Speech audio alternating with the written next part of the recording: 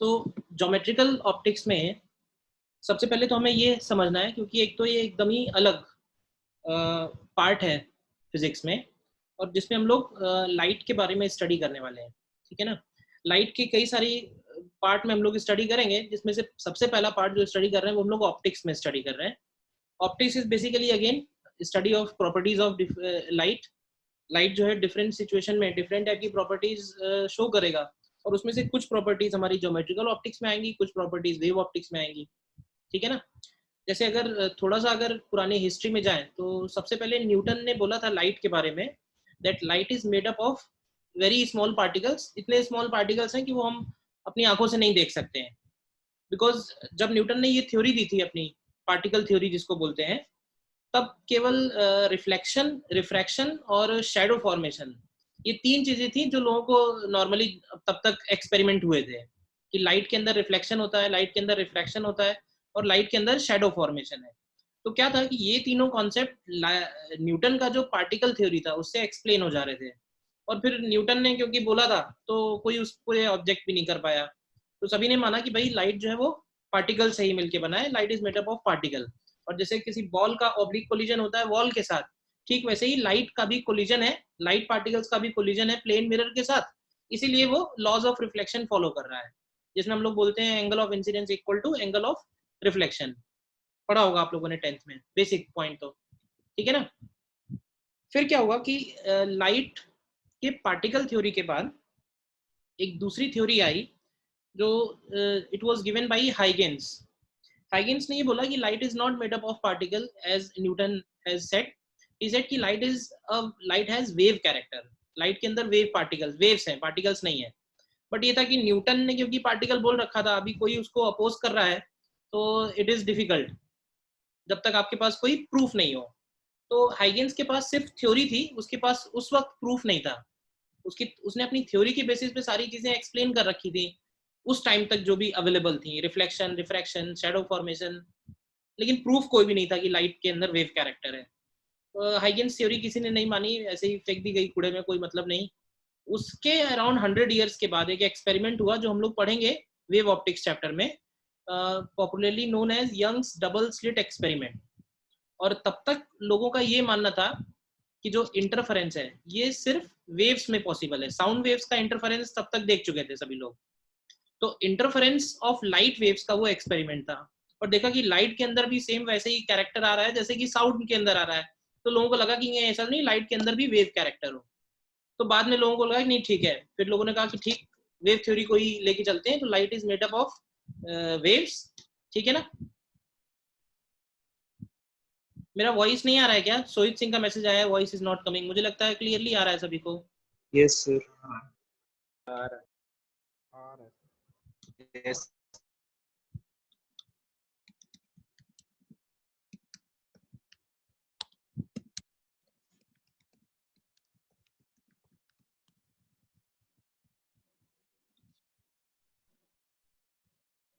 तो second theory जो थी लाइट की, it was called wave theory of light. ठीक है। और फिर रिसेंट में तुमने एक एक्सपेरिमेंट पढ़ा होगा केमिस्ट्री में, फोटो इलेक्ट्रिक इफेक्ट। तो फोटो इलेक्ट्रिक इफेक्ट में क्या होता है कि फोटो इलेक्ट्रिक इफेक्ट को अगर हम वेव थ्योरी के बेसिस पे एक्सप्लेन करते हैं, considering light as a wave, तो फिर से लाइट की जो वेव थ्योरी है, it is unable to explain photo electric effect. तो उसके बाद फिर एक थर्ड थ्योरी आ गई जो अभी तक हम लोग बिलीव कर रहे हैं, called dual nature of radiation. यानी लाइट के अंदर डुअल कैरेक्टर है। डुअल कैरेक्टर का मतलब है can behave as a particle, particles, those particles are called photons, and it can behave as a wave. तो अब लाइट के अंदर एक्चुअल कौन सा कैरेक्टर है वो अभी तक बिल्कुल सस्पेंस बना हुआ है। ठीक है ना। हो सकता है आज से 50 साल बाद कुछ और नई चीज आ जाए, बट अभी करंट में जो सभी लोगों का मानना है, जो भी एक्सपेरिमेंट्स अभी तक अवेलेबल हैं, जो भी रिसर्च हुई है, उसमें यही बोलते हैं कि लाइट के अंदर डुअल कैरेक्टर है। जैसी सिचुएशन होगी उसके हिसाब से उसका बिहेवियर होगा। फॉर एग्जाम्पल, अगर हम इंटरफेरेंस, डिफ्रैक्शन, पोलराइजेशन, इन सब के बारे में स्टडी कर रहे हैं तो हम लोग बोलेंगे कि लाइट हैज वेव कैरेक्टर। लेकिन अगर हम फोटो इलेक्ट्रिक इफेक्ट के बारे में बोलेंगे तो हम बोलेंगे कि लाइट हैज पार्टिकल कैरेक्टर। तो उसके अंदर दोनों ही कैरेक्टर है। फिलहाल ऑप्टिक्स में जो हम लोग स्टार्ट करने वाले हैं, ज्योमेट्रिकल ऑप्टिक्स, इसमें ज्यादा इस बात का फर्क नहीं पड़ेगा, क्योंकि इसमें हम लोग लाइट को स्ट्रेट लाइन में ट्रेवल करते हुए एज्यूम करेंगे, and it will bend only when medium changes. जब भी मीडियम चेंज होगा तो स्नेल्स लॉ के अकॉर्डिंग, रिफ्रैक्शन के अकॉर्डिंग बेंडिंग होगी। Otherwise light is travelling in straight line. तो फिलहाल इसमें बहुत ज्यादा फर्क नहीं पड़ने वाला है कि हम उसको पार्टिकल ले रहे हैं या फिर हम उसको वेव ले रहे हैं, ठीक है ना। तो हम लोग स्टार्ट करते हैं इसमें। ऑप्टिक्स में सबसे पहला एक हेडिंग पड़ेगा, first heading is sources of light, ठीक है। और सोर्सेज में बोलते हैं कि there are two types of sources, एक जिनको हम लोग बोलते हैं सेल्फ ल्यूमिनस और दूसरे हो गए नॉन ल्यूमिनस। तो बताओ कि इनमें क्या डिफरेंस है self luminous and non luminous में। देखो हम लोग जैसे देख पा रहे हैं किसी भी ऑब्जेक्ट को जो हमारे सामने है, तो ऐसा इसलिए हो रहा है क्योंकि हमारी आईज जो है, आईज में जो आई लेंस है वो रेटिना पे उसका इमेज बना रहा है। अब किसी भी ऑब्जेक्ट का इमेज तब फॉर्म होगा जब वहां से उस ऑब्जेक्ट से रेज निकलेंगी और हमारी आईज में एंटर होंगी। तो जहां से भी रेज निकल के हमारी आईज में एंटर हो रही है उसको हम लोग बोल रहे हैं ऑब्जेक्ट। और रेज का इंपॉर्टेंस है, अगर रेज नहीं होंगी तो फिर हमें ऑब्जेक्ट नजर नहीं आएगा। तो ऑब्जेक्ट्स को, ऐसे ऑब्जेक्ट्स जहां से रेट जो है वो रेज एमिट हो रही है, उनको हम दो कैटेगरी में डिवाइड कर सकते हैं। उनको बोल सकते हैं self luminous object and non luminous object. अब सेल्फ ल्यूमिनस में वो ऑब्जेक्ट्स आएंगे जिनके पास अपना खुद का लाइट का सोर्स है। कुछ ऑब्जेक्ट्स ऐसे बनेंगे, कौन कौन से बनेंगे, तो जैसे सेल्फ ल्यूमिनस में सन आ जाएगा, क्यों भाई, सेल्फ ल्यूमिनस में कोई टॉर्च आ सकती है, सेल्फ ल्यूमिनस में कैंडल आ सकती है। तो ये सारे एग्जांपल हो जाएंगे सेल्फ ल्यूमिनस सोर्स के। सेल्फ ल्यूमिनस का मतलब समझ गए, जहां से एक्चुअली लाइट वेव्स बाहर निकल रही हैं, लाइट रेज बाहर निकल रही हैं, ठीक है। And then what is non luminous, तो देखो अदर देन सेल्फ ल्यूमिनस जितने भी ऑब्जेक्ट्स होंगे वो सारे के सारे नॉन ल्यूमिनस की कैटेगरी में हो जाएंगे। लाइक मून भी नॉन ल्यूमिनस हो जाएगा, बट वो भी तुमको दिखाई तो देता ही है, विद द हेल्प ऑफ सन की जो रेज हैं उनकी हेल्प से हमें नजर आएगा। बाकी सारे ऑब्जेक्ट्स हैं, जैसे हम तुम हमें देख पा रहे हो, मैं तुम्हें देख पा रहा हूँ, इस तरह से जितने भी आसपास के हमारे ऑब्जेक्ट्स हैं वो सारे के सारे नॉन ल्यूमिनस ऑब्जेक्ट होंगे। तो होता क्या है कि सेल्फ ल्यूमिनस ऑब्जेक्ट से रेज एमिट होती है, उनमें से रेज नॉन ल्यूमिनस ऑब्जेक्ट पे भी पड़ती है और नॉन ल्यूमिनस ऑब्जेक्ट से रिफ्लेक्ट होके वो हमारी आईज में आती है। तो हमको ऐसा लगता है कि वो रेज कहाँ से आ रही है, नॉन ल्यूमिनस ऑब्जेक्ट से आ रही है, ठीक है ना। तो मून हो गया, टेबल हो गया, तुम्हारे सामने कॉपी, पेन एटसेट्रा, तो ये सारे के सारे नॉन ल्यूमिनस ऑब्जेक्ट्स में बनेंगे। क्लियर है what is source of light, basic definition है। Next point is what is called ray of light, what is called ray of light। तो देखो हम लोग ऑप्टिक्स में क्या करेंगे, लाइट को इस तरह से एक स्ट्रेट लाइन से शो करेंगे। तो इस स्ट्रेट लाइन को ही हम लोग रे बोल रहे हैं। डिफाइन करना होगा तो ऐसे बोल सकते हैं, इसको ऐसे बोल सकते हैं, it is path followed by light rays in homogeneous medium. मतलब होगा क्या, जब तक मीडियम होमोजीनियस होगा तब तक वो पाथ कैसा होगा, स्ट्रेट लाइन। और उस एक स्ट्रेट लाइन को हम लोग एक रे ऑफ लाइट बोल सकते हैं, दिस इज अ रे ऑफ लाइट, ठीक है ना। Then next point is what is called beam of light. Beam of light किसको बोलेंगे, तो बीम ऑफ लाइट बोल सकते हैं that bunch of rays is called beam of light, bunch of rays is called beam of light। और बताएगा कोई beam of light कितने टाइप के हो सकते हैं, क्यों भाई, बीम ऑफ लाइट कितने टाइप के हो सकते हैं। बीम ऑफ लाइट जो है वो टोटल 3 टाइप के होंगे, ठीक है। एक हो गया parallel So beam of light, parallel, converging, diverging. Yes correct, parallel beam of light, converging beam of light and diverging beam of light. ठीक है, तो ये जो पहला वाला डायग्राम है this is for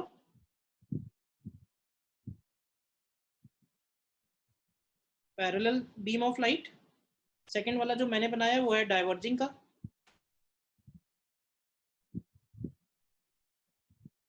and third one is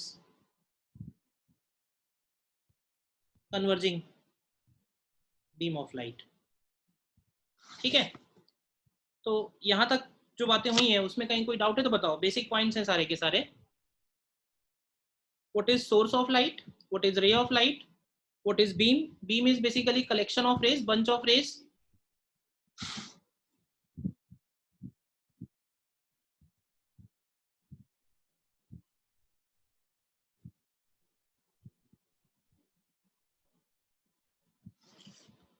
bunch और collection of raise.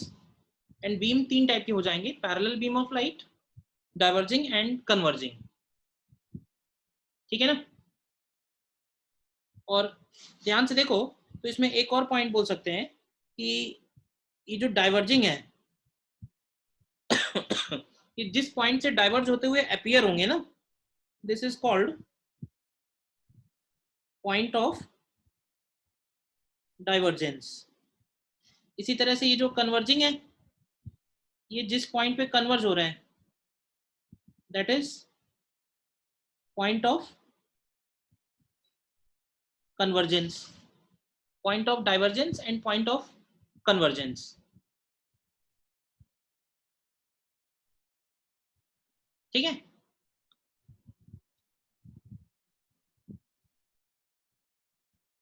यहां तक कोई डाउट किसी को?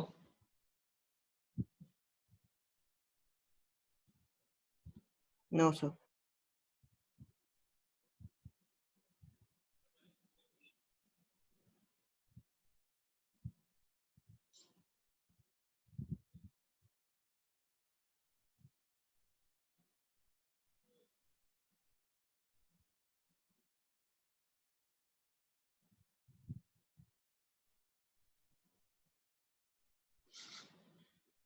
इसके बाद हम लोग फर्स्ट पॉइंट पे पढ़ते हैं आगे। जो फर्स्ट पॉइंट है इसका फर्स्ट हेडिंग पड़ेगा इसमें शैडो फॉर्मेशन। शैडो फॉर्मेशन बताओगे, सोचोगे थोड़ा कि कैसे शैडो का फॉर्मेशन कैसे होता है, शैडो फॉर्मेशन कैसे होगा? The beam of light is obstructed by an opaque object. Opaque object. Yes correct, मतलब ऐसे बोल सकते हैं कि जो ऑब्स्ट्रक्शन आ रहा है उसकी वजह से शैडो बनेगा। ठीक है, और शैडो जोन ऐसे बोल सकते हैं a zone where light is absent, light rays जहां नहीं पहुंच पाई वही शैडो जोन है। तो सपोज मैंने सामने यहाँ पे एक स्फीयर लिया है और उससे कुछ दूर एक पॉइंट सोर्स ऑफ लाइट है। ठीक है, और उसके पीछे मैंने एक वर्टिकल वॉल है। तो अगर ये पॉइंट सोर्स स्फीयर से सिमेट्रिकली प्लेस्ड है तो गेस करके बताओगे कि पीछे जो वॉल होगी उस वॉल पे शैडो किस टाइप का फॉर्म होगा, शेप क्या Circular बनेगा? shape. Circle. सर्कल बनेगा। ठीक है ना। और अगर हमें उस सर्कल का मान लो साइज वगैरह कैलकुलेट करना है तो क्या प्रोसेस होगा? तो साइज कैलकुलेट करने के लिए हम लोग ऐसे दो रेज या तीन रेज ड्रॉ करेंगे जो उस ऑब्जेक्ट को ग्रेज करते हुए जा रहे होंगे। ठीक है ना, इनको हम लोग बोलते हैं ग्रेजिंग रेज। ठीक है ना, ग्रेजिंग रेज बोल सकते हैं या बाउंड्री रेज बोल सकते हैं। जस्ट ये टच करते हुए जा रहे हैं और सामने वॉल पे जितना रीजन लाइट नहीं पहुंचेगी उसी रीजन को हम लोग बोल रहे हैं दिस इज शैडो जोन। बोलो, तो शैडो फॉर्मेशन पे अगर कोई प्रॉब्लम बनाते हैं तो उसका सीधा सीधा हमें यही करना होगा कि वो पार्ट हमें कंसीडर करना है जहां पे लाइट नहीं पहुंच पा रही है। सिंपल है समझने के लिए। बोलो, और कहां से लाइट पहुंचना शुरू हो रही है उसके लिए हमें ये दो रेज ड्रॉ करनी पड़ेंगी, दो ड्रॉ करनी पड़ेंगी या तीन ड्रॉ करनी पड़ेंगी, 3D होगा कभी तो।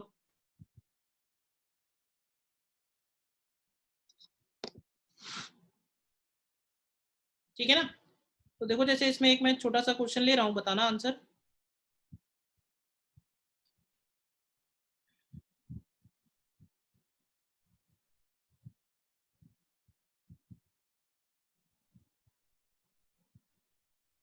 सपोज एक स्फेयर है और इस स्फेयर का रेडियस आर है, ठीक है, और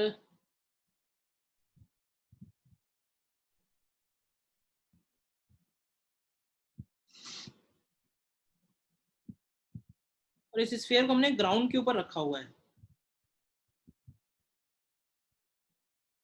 ठीक है, और यहाँ पे सबसे ऊपर एक पॉइंट सोर्स है जो इस स्फेयर के सरफेस से 2r हाइट पे है। तो क्या लगता है ग्राउंड पे जो शेडो फॉर्म होगा उसका शेप कैसा रहेगा? ग्राउंड पे जो शेडो फॉर्म होगा उसका शेप कैसा होगा? सर्कुलर होगा अगर हमने उस सोर्स को एकदम सिमेट्रिकली रखा हुआ है। Source is place symmetrically. तो हमें यहाँ पे कैलकुलेट करना है, find area of shadow formed on ground. Find area of shadow formed on ground.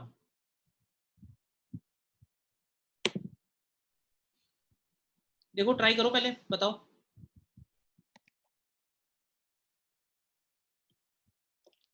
देखो इसमें इतना काम तो सभी ने किया होगा। हमें एक ऐसा लाइट रे चाहिए जो जस्ट इस स्फेयर को ग्रेस करता हुआ जाए। क्यों भाई? अब इसमें जो गड़बड़ कर रहे हो तुम लोग वो कर रहे हो ज्योमेट्री में। देखो ज्योमेट्रिकल ऑप्टिक्स में ज्योमेट्री ही सबसे ज्यादा इंपॉर्टेंट है बस, और कुछ भी नहीं है, समझ लो। फिजिक्स का कोई कॉन्सेप्ट है ही नहीं, सिर्फ और सिर्फ ज्योमेट्री है। देखो ध्यान से, अब हम ये वाला एंगल अगर थीटा ले लें तो ये ट्रायंगल तुमको दिखाई दे रहा है और ये इसमें आर है। तो ध्यान से देखोगे तो साइन थीटा को हम लोग लिख सकते हैं यहाँ पे, साइन थीटा बिकम्स 1/3। बताओ होगा ऐसा? और अगर हम ये वाला साइड एक्स ले लें तो ये वाला एंगल 90 है। तो बड़े वाले ट्रायंगल में टेन थीटा की वैल्यू आएगी एक्स अपॉन 4r। अभी बताओ कि अगर साइन थीटा 1/3 है तो टेन थीटा कितना बनेगा? 1/√8 बनेगा। तो यहाँ से x की वैल्यू निकालोगे तो √2r आएगी, और x √2r आएगा तो एरिया की वैल्यू हो जाएगी πx², यानी कि 2πr²। देखो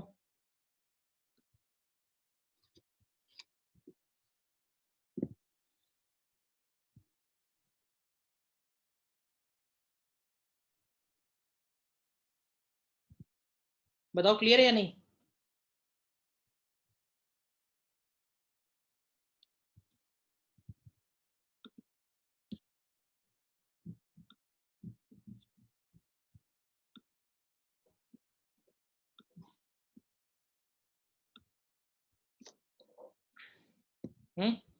कोई डाउट इसमें? No, sir.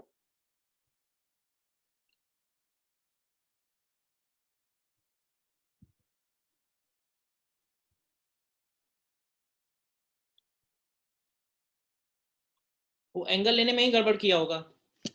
ट्रायंगल मतलब 90 डिग्री कौन सा एंगल है उसमें? ठीक है, और देखो इसमें नेक्स्ट क्वेश्चन।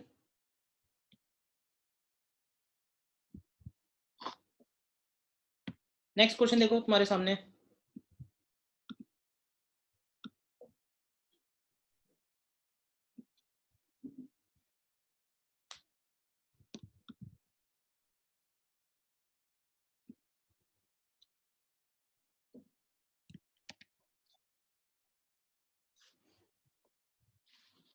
देखो इसमें जैसा कहता जा रहा है, ड्रॉ करते हैं।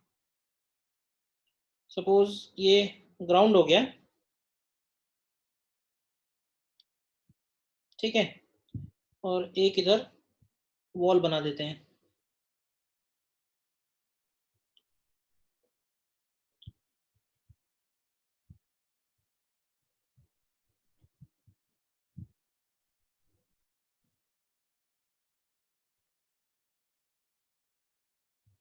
ठीक है, man of height 1.8 meter. He is standing in front of a wall. The sun is exactly behind him.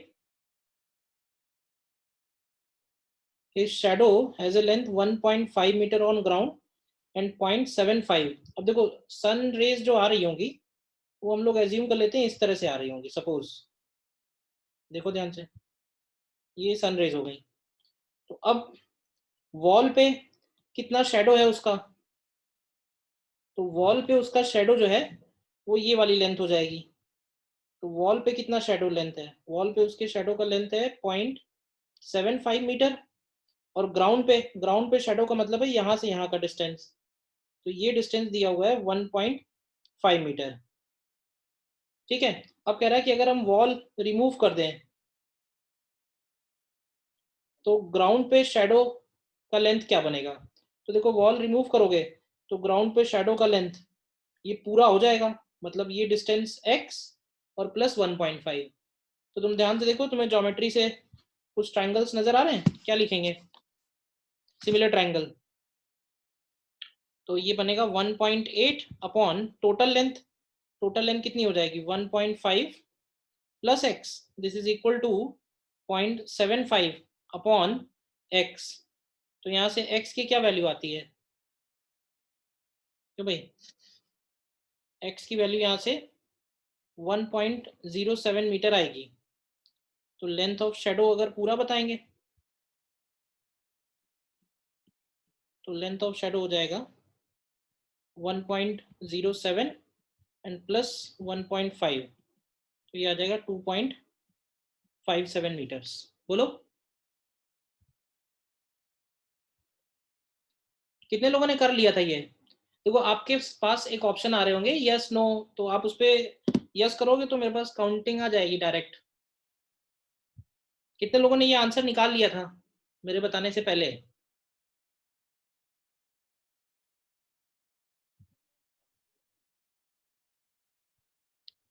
Okay, clear है अभी क्वेश्चन, कोई डाउट.